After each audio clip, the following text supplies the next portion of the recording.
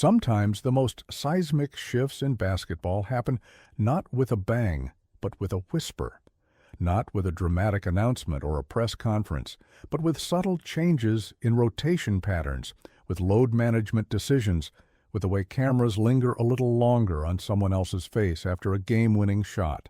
I'm witnessing something right now that I never thought I'd see in my lifetime as a Lakers fan, and it's forcing all of us to confront a reality that we've been avoiding for months. Welcome to Lakers News Fan Report. I'm your host, and if you're here, it's because you understand that being a real Lakers fan means facing uncomfortable truths while still believing in the greatness of this organization. This isn't a channel where you'll get sugar-coated narratives or hot takes designed just to generate clicks. Here you're getting the updated news, the strategic analysis, and the honest conversations about our beloved Lakers that you deserve. Today I need to talk to you about something that's been building beneath the surface, something that's about to fundamentally change the trajectory of this franchise, and something that every single one of us needs to process together as a community.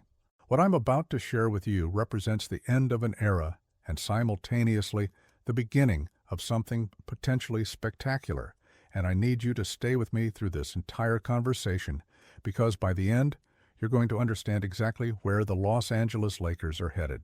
Let me start by taking you back to a moment that felt surreal when it happened and feels even more significant now in hindsight.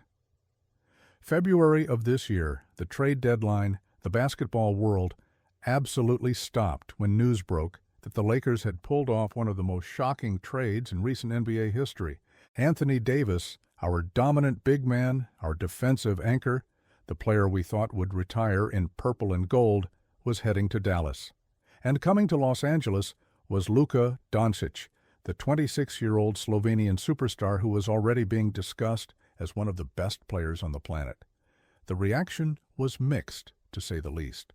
Some fans were devastated to lose AD, a player who had been instrumental in bringing us a championship.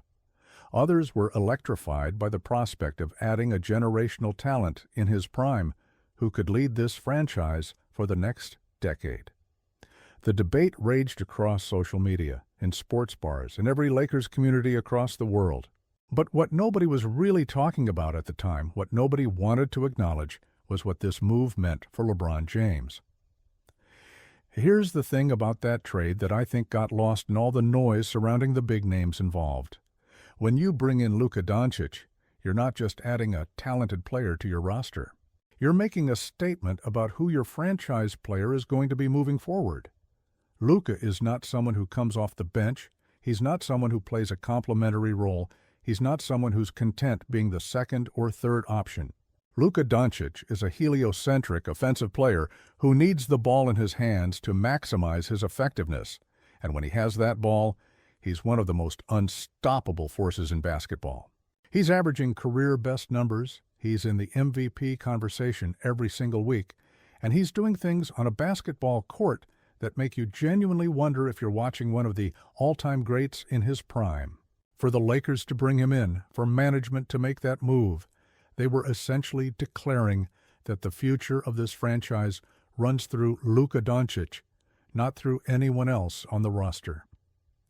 Now, let me talk about what's been happening on the court since that trade, because the results have been nothing short of spectacular. The Lakers are currently sitting at 15 wins and 4 losses, which puts us among the elite teams in the Western Conference. We just came off a decisive victory against the New Orleans Pelicans, a game where the offensive flow looked smoother than we've seen in years. Luka is orchestrating the offense with the kind of basketball IQ that makes you appreciate the game on a different level. He's not just scoring, although he's doing plenty of that. He's making everyone around him better. Austin Reaves, who was already showing flashes of being a high-level contributor, has absolutely exploded into stardom playing alongside Luka. Reaves is having the kind of breakout season that changes career trajectories, averaging over 20 points per game with elite efficiency, making smart plays on both ends of the floor, and showing that he belongs in conversations about the best shooting guards in the league. The synergy between Luka and Reaves has been the story of our season, and it's creating an offensive system that opponents are struggling to contain. But here's what I need you to really understand about that Pelicans game and several other games this season. LeBron James didn't play. He sat out for load management to rest his left leg, which has been bothering him due to ongoing issues with sciatica. And the Lakers didn't just win without him, they dominated. The offense flowed beautifully, the ball movement was crisp, the pace was perfect, and there was an energy on the court that suggested this team might actually function better without having to accommodate a 41-year-old superstar, no matter how legendary he is. That's a brutal reality to confront as Lakers fans, especially those of us who watched LeBron carry this franchise through some difficult years, but it's a reality we can't ignore. When the best version of your team doesn't include one of your highest-paid players, when the chemistry improves in someone's absence, when the future looks brighter without them on the court, that tells you everything you need to know about where things are headed. Let me be crystal clear about something before we go any further, because I don't want anyone to misunderstand what I'm saying. LeBron James is still an incredibly effective basketball player. At 41 years old, dealing with sciatica issues, managing the wear and tear of 20-plus seasons in the NBA, he's still capable of averaging over 20 points per game. He's still making plays that 99% of players in this league couldn't make. He's still demonstrating basketball IQ that's among the highest in the sport. Stephen A. Smith, who has had his disagreements with LeBron over the years, recently went on Joe and Jada and made this exact point. Despite the health concerns, despite the age, LeBron can still ball at a level that would make him a valuable contributor on any team in the NBA.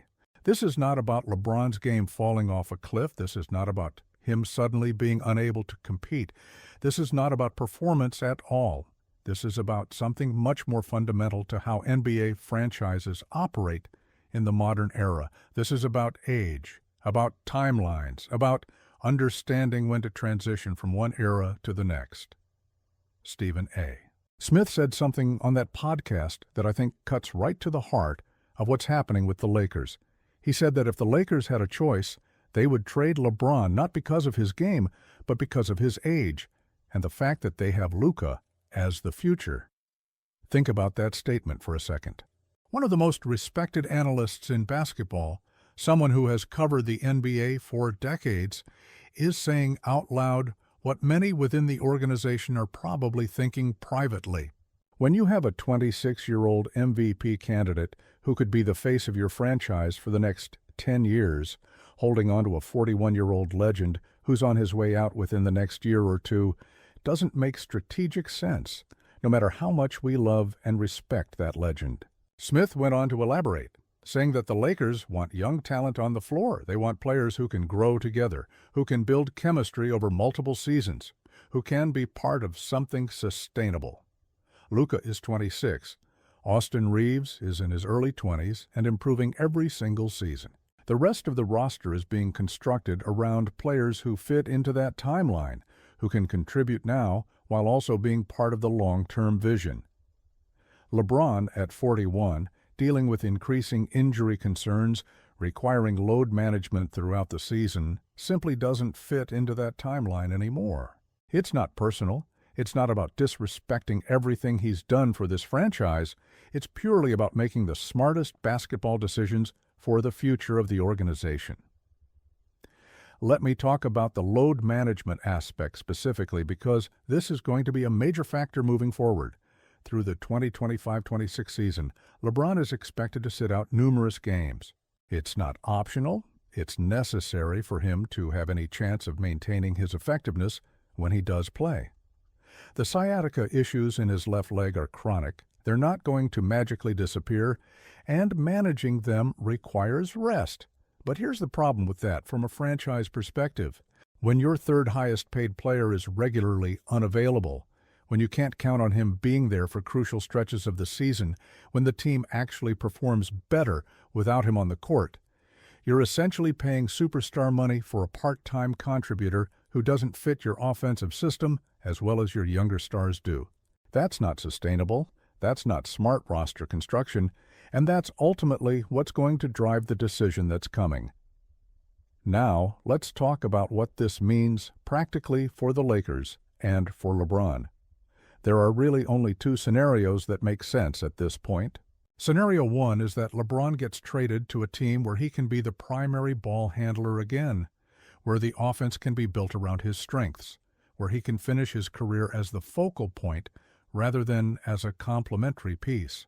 There are teams in the NBA who would absolutely be interested in bringing in LeBron James even at 41.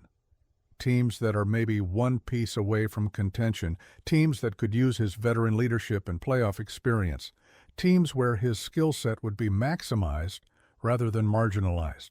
A trade would allow LeBron to preserve his legacy, to avoid the awkwardness of being phased out, and to potentially chase one more championship ring as the main guy. It would also allow the Lakers to get something in return, whether that's draft capital, young players, or salary cap relief that could be used to build around Luka and Austin. Scenario two is that LeBron retires as a Laker, finishing his career in the same organization where he won a championship, where he created so many memories, where his legacy is already secure. There's something poetic about that, something that would feel right to a lot of fans who want to see him hang it up in purple and gold. But even in that scenario, even if LeBron decides to retire here rather than seek a trade, it doesn't change the fundamental reality that Luka Doncic is the face of this franchise now. It doesn't change the fact that the Lakers' championship window is built around Luka's prime years, not around whatever LeBron has left in the tank. Whether LeBron goes to another team or retires in Los Angeles, the story is the same. The LeBron era of Lakers basketball is over, and the Luka era has begun. I want to address something that I know is on many of your minds because I've seen the comments, I've read the forums, I understand the emotional attachment so many Lakers fans have to LeBron. There's going to be sadness around this transition. There's going to be nostalgia for the LeBron years, and there's going to be fans who feel like the organization is disrespecting a legend by moving on. Those feelings are valid, they're real, and they're part of what makes sports so meaningful. But I also want to challenge you to think about this from a different perspective. LeBron James came to Los Angeles and delivered exactly what we hoped he would deliver. He brought us a championship, he elevated the profile of the franchise, he attracted other talented players who wanted to play alongside him, and he gave us some incredible moments that we'll remember forever. That legacy is secure. Nothing that happens now can diminish what he accomplished here. But great organizations understand when it's time to turn the page, when holding on to the past prevents you from fully embracing the future, when sentiment has to give way to strategy. The Lakers bringing in Luka Doncic was a clear signal that the franchise is thinking about the next decade, not about the next season or two. Luka gives us everything you want in a modern NBA superstar. He's a scoring machine who can get buckets from anywhere on the court. He's a facilitator who makes everyone around him better. He's clutch in big moments. He has the personality and charisma to be the face of a franchise in a market like Los Angeles. And most importantly, he's entering his prime years while LeBron is exiting his. The chemistry between Luka and Austin Reeves has exceeded even the most optimistic projections, and watching them develop together is genuinely exciting for anyone who cares about the future of Lakers basketball. We're seeing the foundation of something special being built right now, and while it's bittersweet to acknowledge that LeBron isn't the centerpiece of that foundation anymore, it's also thrilling to imagine where this team could be in 2 or 3 years with Luka leading the way. Let me also address the practical basketball reasons why this transition makes sense beyond just age and timeline considerations. Luka Doncic and LeBron James are both players who need the ball in their hands to be maximally effective. They're both primary playmakers, both operate best with high usage rates, both create offense through their ability to break down defenses and make plays for themselves and others. When you try to play them together, you inevitably limit one or both of them because there's only one basketball. We've seen stretches this season where LeBron and Luka have shared the court, and while there have been some beautiful moments, there's also been awkwardness in the offensive flow. Possessions where one of them is standing in the corner watching the other create. Possessions where the spacing isn't optimal because you have two ball-dominant players trying to coexist. Possessions where you can see the gears grinding rather than everything clicking smoothly. Compare that to when Luka plays with Austin Reeves, a player whose game complements rather than overlaps with his own, and the difference is stark. The ball moves better, the offense flows more naturally, and everyone seems to know their role and execute it effectively. Here's something else I want you to consider as we think about where the Lakers go from here. Trading or moving on from LeBron isn't just about addition by subtraction. It's about the resources it frees up to continue building this roster. LeBron's contract represents a significant portion of the salary cap, money that could be used to add depth, to bring in specialists who fit specific needs, to extend Austin Reeves long-term at a fair price, or to make another splash move in free agency or via trade. The modern NBA is all about roster flexibility, about maximizing your assets, about understanding that every dollar you spend on one player is a dollar you can't spend on another. When that money is going to a 41-year-old who's playing limited minutes due to load management, you have to ask yourself if that's really the best allocation of resources for a franchise trying to compete for championships.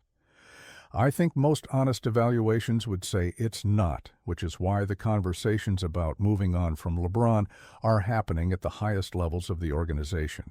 Let me paint you a picture of what Lakers basketball could look like moving forward without LeBron, but fully unleashed with Luka as the undisputed leader. You have a 26-year-old MVP caliber player in his absolute prime running the show. You have Austin Reeves emerging as a legitimate all-star level talent who can score, facilitate, and defend at a high level.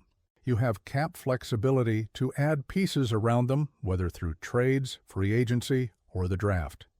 You have an offensive identity that's clear and effective, built around Luka's unique ability to create advantages and Austin's ability to capitalize on them.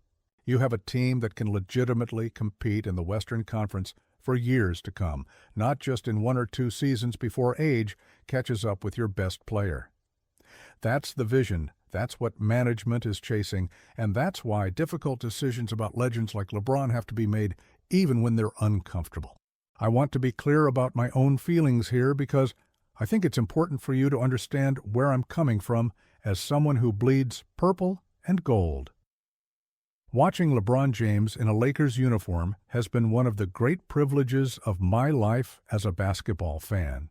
The championship run during the bubble, the incredible individual performances, the way he carried this franchise through some lean years, all of that means something profound to me and to millions of Lakers fans around the world. Hit that subscribe button, turn on notifications so you never miss a video, and share this content with other Lakers fans who want serious basketball analysis. We're building a community of informed, passionate fans here, and I want you to be part of it. See you in the next video where I'll be breaking down Luka's MVP case and what it means for our championship chances. Lakers Nation, let's keep building something special. Together,